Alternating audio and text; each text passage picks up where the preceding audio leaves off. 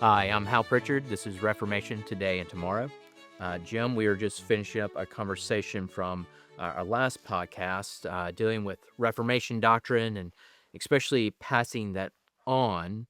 And we just naturally went towards wanting to talk a little bit more about um, intentional intergenerational relationships and how we can facilitate relationships between the older and the younger and what that can look like, what it Mm. should not look like, and so forth. So, just open us up. Why are these generational relationships so important to the life of the church? Yeah, so I want to begin just with a little bit of scripture on some of Please. this, and Best I, place th- to I think start. Titus chapter 2 is a place in which you recognize that there are in a congregation, ideally, you're going to have younger and older people, and so Paul instructs Titus to be involved in the congregation, so that he talks about what older men are to be like. And I think as you look at that, these are the kinds of older men that draw out the respect and admiration of a younger generation. They serve as models of what younger men should want to be like. So sober, reverent, temperate, sound in faith, sound in love, sound in patience. And then that there are older women in the congregation, reverent in behavior, not slanderers, not given to much wine, teachers of good things. And then especially it says of the women that they admonish the younger women or the young women too, and then it gives a series of things that they're involved in. And so very specifically, it's explicit there. I think it's implicit that older men invest in younger men, older women invest in younger women. And the hope is that in some kind of a mutuality, that not just to do older people care about the younger people, but that the younger people learn to value the wisdom and pattern of life in older people, and actually welcome this investment into them, and not resent it. And I think both of those things are necessary. It takes two to tango, as it were. Both of these things are going to be necessary, and both of these things have their degree of difficulty. That there are ways in which older people struggle with this, and I'm on that side of things. I'm the older guy now. But I also, not that, well, in my own brain, I know it was a long time ago. I was the younger guy 40, 50 years ago. I was the young guy. And the question was, did I see these things in older people? Did I want it? And was I willing to ask them about it? Was I willing to humble myself? As younger people, or as Peter exhorts younger men to do, younger people to do in regard to their elders, those, and I think they're not just their pastors, but older people in the congregation, to clothe themselves in humility, to recognize that there is wisdom that comes with age, that you just simply can't have when you're younger, and there's no fault in that. It's just like saying you can't be, you can't be 6 feet when you're 2 years old. It's just like, well, you gotta grow into it, if you're ever gonna get there. But you can't, there's certain things you just can't learn and be and do, at certain stages of life. You have to wait until, age, wisdom, and other things come upon you. Do you think that maybe some of that zeal in young people, believe it's just natural. It's across the centuries. We've seen all the time. But do you think that is particularly more potent nowadays just because of our focus upon the youth, the focus upon young culture? Pop culture is the next rising Yeah. generation's culture. I think what happened, Hal, again, without getting too deep into this, in our own churches, or in churches, what happened some years ago, and probably going back, it probably goes back to the maybe even the 50s, 60s, 70s, is that youth culture separated itself. So it really wasn't until like the 50s that even like the term teenager began to be used. And this idea of youth culture as its own separate culture, its own being targeted by advertisers and merchants and things to see in them Young people began to get jobs. They began to have a little bit of income, cars, had the ability to get around, buy their own clothes, buy their own music, and all of this sort of stuff.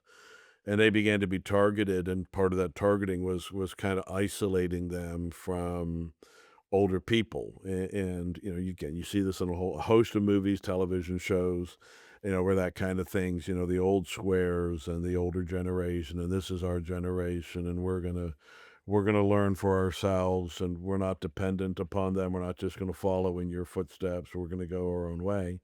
And then the church kind of saw this culture and then brought out things. So you began to have youth pastors and youth groups and youth meetings and things like that, where young people were not integrated in with older people, and even sometimes churches. So you had big church and little church, and sometimes you have children's church, and maybe you have a younger people church, and then you have old church.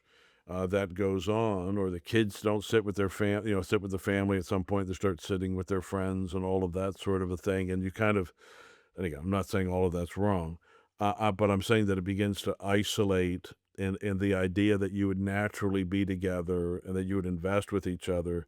And so young people are investing in other young people. And then maybe you have men's groups and women's groups. And so the women are investing in the women and the men are investing in the men.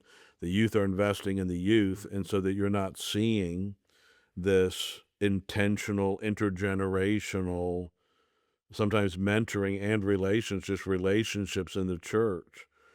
And so you may even have possibilities that you've got older people in the church who don't even know the names of these younger Mhm. people. They don't know who they belong to. They don't know who they are. They don't know if they know Jesus or not. They don't know if they're trying to follow the Lord. They don't know what they're struggling with. They don't know what they're doing with their lives. And so there's been no bridge building. There's nothing that's relational that would then allow them to have the kind of interaction that you have here in Titus chapter 2, where an older woman would take a younger woman, not just their daughter or granddaughter, but a younger woman in the church. It might be a woman who's even 25 or so. I mean, maybe a newly, I think in some of these cases, it's women that are just, they just got married, they just have kids, and here's the woman who's been married for 30 or 40 years comes alongside and says, "Look, you know, man, I see your stress. I see your, you know, I've learned some things. God's helped me. You know, I'd love to put my arm around you." And so the two things that need to have happen in order for that to be precious and real and vibrant is the older lady needs to have built the relationship where she can go and do that, and the younger woman needs to prize it and not be, "Who is this old fuddy-duddy?" or "She doesn't know my kids," or, you know, "Well, that maybe that worked in the '50s, but it's not working now," or, you know, whatever, to not resent it. Does that make sense? Yeah. Absolutely. So And so oftentimes I think most of the difficulties that I see when young people, even my age, someone who's, late 20s, early 30s, receiving counsel from someone in their late 50s, early 60s, if not more, you have that mentality of, that was for your generation. Like mm, that just looked different for us. I'm sorry, you really can't speak into our lives. You can't tell us about what finances should look like. You right. you really shouldn't tell us what the family dynamic should be. And there's a little bit of a pride, and we Mhm. oftentimes use our cultural differences, our Sure. intergenerational differences to say, no, you can't speak into this. Where even if there might be something that is a little bit of a cultural artifact from the older, Mm, you just need to get over yourself and receive it because you can actually still learn a lot from that older person. I think that's what it comes down to is that we actually need to work with our sin of pride, right. and because that pride is deadly in the church, not just intergenerationally, but you won't be able to receive anything from anyone. Um, Yeah. sorry, go ahead. No, no, no, sorry, I Is and just kinda piggybacking off of what you said of, these intentional relationships, like you said, it takes 2 to tango, but who do you find within the life of maybe our circle of churches? Do you find that you see a lot of young people just really wanting these relationships, or do you see a lot of uh, uh, older saints kind of being reluctant to speak into it? Do you think there's that little bit of awkwardness, and how can Yeah. we get rid of that awkwardness and just say, "Hey, this is actually normal and good. Let's Yeah. do it." So, I appreciate that because I think there's both sides of this. I presented things a moment ago almost from the vantage point of the older generation taking the initiative and going to the younger generation. Um, I think it can take place in both ways, and so, well, for instance, a certain young lady has been, talking to a dear, lovely older woman who is in my home, my wife, and has asked, and so your wife has asked my wife, Mhm. "Can we get together and talk? Can we get together and do that?" And She just wanna hang out with Becky, that's what it I was, yeah. understand, I understand why people would wanna do that. And so I am thankful in the case of my wife that there have been, it probably in her case, um, the number of those who have taken the initiative to come to her. And other cases, but with a few others, she has taken the initiative to say, "Hey, let's just come together." And sometimes just doing something like, so one of the young ladies in the church, she's teaching to do some baking and things like Mhm. that. So the girl's interested in that, so she comes over and they work on a project together. But my wife also uses that to invest in her, to talk to her about her life and what she's doing, so that I shouldn't say this because maybe she's going to listen to this. It's not that baking's a Trojan horse or Mhm. something to do something, but in a sense, but she is using that kind of an opportunity, like where a guy might say, "Hey," like we have one of our men here who's just an unbelievable handyman and Mhm. mechanic.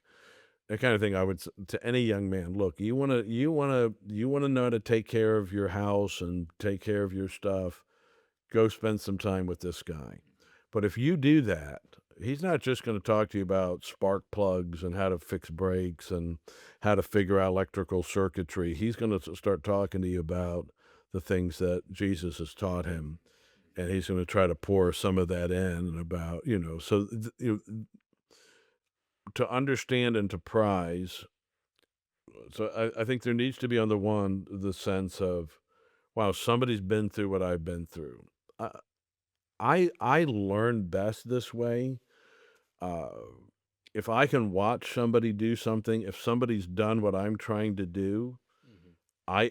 I find that very valuable. And by God's grace, early in my life, I did. And by God's grace, I think the reason I'm where I am in life, this is the reason I am under God, why I am what I am, is because a group of older men, in some cases 10, 15 years older, in other cases 20 and 25 and 30 years older. I don't know if they felt sorry for me. I don't know if they thought, "This kid's pathetic. We need to come help him out." But they talked to me. They met with me. They took me out to meals. They had me in their homes, and so I grew up again in a non-Christian home. I had little to no relationship with my father about what it meant to do anything. We didn't talk. I mean, he was there growing up, but I don't want to get into all of that necessarily right now, but it was not a close relationship, it was not a mentoring relationship.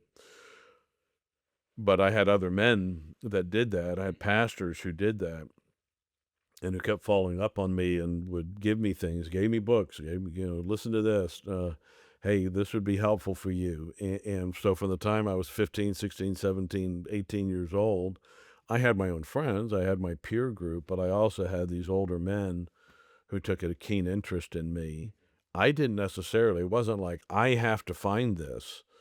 They took an interest in me. Mhm. Now I responded, and I was eager, and I'm sure that was encouraging to them. It was like, "Wow, this guy actually cares what we have to say and implements it and tries to pattern his life after those things." And so that may have been, and so again, you get down to, is it will a young person prize this? Will they be able to look And to say, so girls listening to this, to say, there's an older woman in our church, certainly my mom, yeah, hopefully your mother, your grandmother, but there might be another woman in the church that you want to be like, and you want your daughter to be like, and so you're going to ask, and so then for the older person to feel like, yeah, you have something to contribute. I think what happens as you get older is, and maybe you've been burnt a couple of times. You tried this, and it was either too awkward, or nobody seemed to care, or you tried to say something and it wasn't responded to, or it was rejected, and you're hurt, and you think, well, I'm useless here. And I think that's one of the dangers of getting older in society, and sadly even in a church, where you begin to think, nobody cares what I think. Nobody cares what I think. I have nothing to say to anybody. And rather than saying, look, you have a lifetime of experience. Pick out somebody. Pick out one or two people. They don't have to be 15. It can be 20, 25, and just say, there's some things the Lord has taught me as a husband, as a believer, as a churchman, that, a theologian, whatever, that I think I have something valuable to contribute. So, yes and amen. I think this is probably one of the most important things that we need to be focusing in on, not just at our church, but across all churches, of really passing on our faith, passing Mhm. along our experience, passing along what the Lord has taught us. Um, and I think some that just kind of dispel what it should look like, what, these intentional relationships, what these discipleship relationships look like, to kind of just dispel it. I mean, it's having young people over on a Sunday, right? Of Right, just being with them, right. getting to know them, get to know their names, get to know them in a meaningful way. I mean, Jim, you did this for us when we first came to Louisville. Y'all opened up your home, you gave us some really good pasta, it was a Mm, good time, and we just got to know you. yeah. And that's oftentimes just getting to know another family, just of how the Lord has worked in that Mhm. family, just of how if y'all have handled issues, of how y'all have, tell us stories even of, life together. There's so much that we can learn, and if we just glean it. And yeah, of course, I'm sure that there's those times of formal instruction that we can talk about, but oftentimes the best way that we learn is just by looking at another person do it, seeing another person discipline their kid in their own Yeah, home, absolutely, and that 100%. that is the Yeah. most helpful way to do it, rather than just going by the seat of your pants. Or just reading a book. So, Mhm. even I'm gonna say, even hearing a sermon. So some years ago, so again, I grew up, I'm one of 11 children. I'm number 10 out of 11 children. I don't come from a believing family where the principles of God's word were implemented in regard to marriage or parenting or child rearing. And by God's grace, God helped us in our home, me and my wife, and our relationship with our children, and the discipline and admonition that was given, so that our home was a happy home. It was a harmonious home. It was a place, and I'm very thankful, by God's grace, it became a refuge for a lot of people. That people liked coming to our house, and it was just peaceful, and everybody got along, and all of those things. Well, had I been left to myself and my own devices to figure all of this out, or just gone to a seminar, or read a book, or taken classes or something. So when I was converted, I was 14 years old. I turned 15 a few months later. There were a group of older, at that point, when I say older, late 20s to mid 30s, couples in the church with kids. They were, relatively, in that sense, relative newlyweds, and they had young kids, and I got to watch George McDearman's home, my pastor, other people's homes, and nobody said to me, "Hey Jim, watch me as I discipline my child. Hey Jim, watch me as I interact with my daughter. Hey Jim, watch as I go over and tenderly interact with my wife." Because I never saw my father do that. I never had my father discipline us in any way, or instruct us in any meaningful way. I never saw what it looked like to be engaged and to look. There are things I can remember, like specific events of watching a father with their children. Like even one time at a church and having a conversation, but that dad that we were having the conversation was able to say, "Jim, excuse me for a minute. I'm watching," and to say, "Wow, he's got his eyes on his kids." That's I got to remember to do that. He's not just so caught up in the conversation that the kids are burning the building down behind him or something like that because he's become disengaged or clueless of what's happening. He was able to be relational, but also watching. That stuck in my head, that kind of a thing. Watching a patient bit of instruction when a child had failed, or sometimes a well-placed rebuke, or again, watching a husband serve his wife, watching guy get up on a Sunday and go over there to the sink and start washing some dishes or things like that, which I know in some case, place of play, that's you're losing your man card. Well, it didn't lose the man card in my eyes. It was like, that's the kind of man I want to be. I want to be a servant in my home. I wanna be a man of I God. want to be a man of God. I want to take up a basin and a towel. I want to be a servant. Amen. And so, yeah, I'm comfortable. I want to be comfortable doing that. Mhm. And I heard sermons. I've got to a point where I read books, but I saw it in the lives of people, and I saw it because they invited me into their home. Mhm. And had they not invited me to their home, had they not, when I was a young person, welcomed me over into a conversation or included me in a conversation, we talk about cliques in the church very often. I think no clique is as strong as a generational clique or clique, as if Al Martin were listening to this, he would pronounce it clique. I think there are few uh, cliques that are stronger in any kind of community, and church is a community like others in this sense, than that generational one. And again, I think sometimes churches have played into that too much by dividing the congregation in too many ways, not just along a women's ministry and a men's ministry, but very often along generational ministries, and to have some opportunity for the generations to know each other. So I think older people, if older people are listening to this, get to know the young people. If that means even if they got a ball game, go to their ball game. Like, well, what's Mister So and So doing there? Well, because they can begin to get, oh, that guy actually cares about me. Mhm. When the kids come over to the family, don't just immediately begin to interact with the other adults. Sit around the table and ask the kids about themselves and tell me about you. Tell me something about what's something you really like. What's your favorite book, or what do you enjoy doing, or whatever it is, and you begin to build that relationship with them, uh, um, and then that can carry on. So that's the one part, and the other part is young people understand not all wisdom lies with you, and Amen. I've said, the sins of youth are arrogance, folly and sensuality. And there's a reason why, David prayed later on, Lord, please don't remember the sins of my youth. Well, some of the sins of youth can be helped by that bent over old guy.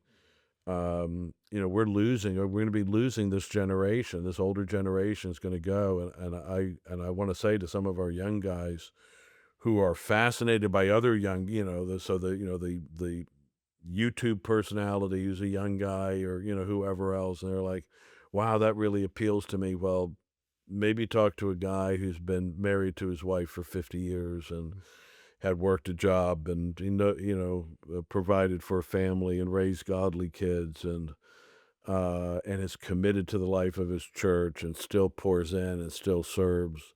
I'm thinking of a guy like Mike, and saying that, who almost 80 years old, and he did as much ministry here as any younger person did, and poured into his wife and poured into his children and grandchildren. And I want to hold a man like that up and say, That's it. That's yeah, the mark. young guys, that's, figure out what you want to be. Figure out what you want to look like. And when you get, like we say every once in a while, oh, I want to be him when I grow up, I want to be like that. Well, how do you get to be like that? Well, he can show you. And Mhm. he didn't get to be like, he wasn't that when he was your age. but he learned some things, or somebody poured into him or taught him something, and he learned things, and he's willing to share that. So there are men like that, and not just Mike. There's other men here as well, thankfully, the kind of men spoken of here in Titus chapter 2, Oh, yeah. and in any church, to be able to say, I'd like to get to know them. So if they don't always feel the like, I don't think they care what I have to say. And sometimes there's a reason why they feel that way. But again, it's going to take both. I think the one that they need, and Lord willing, we'll meet in the middle Mhm. as we're both reaching out to each other. And, it's late on the clock, but just one last encouragement, young folk, I'm only 32 at this point. I think I'm doing the math right. You should And, know. uh I have some great peers around my age, but I think the men and women who stick out in my mind most are those who poured into me, and those are the people that I go back to in my memory most often.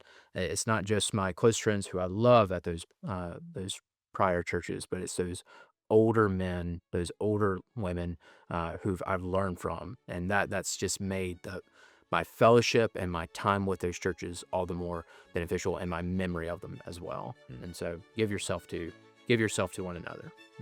That's all Amen. I could say.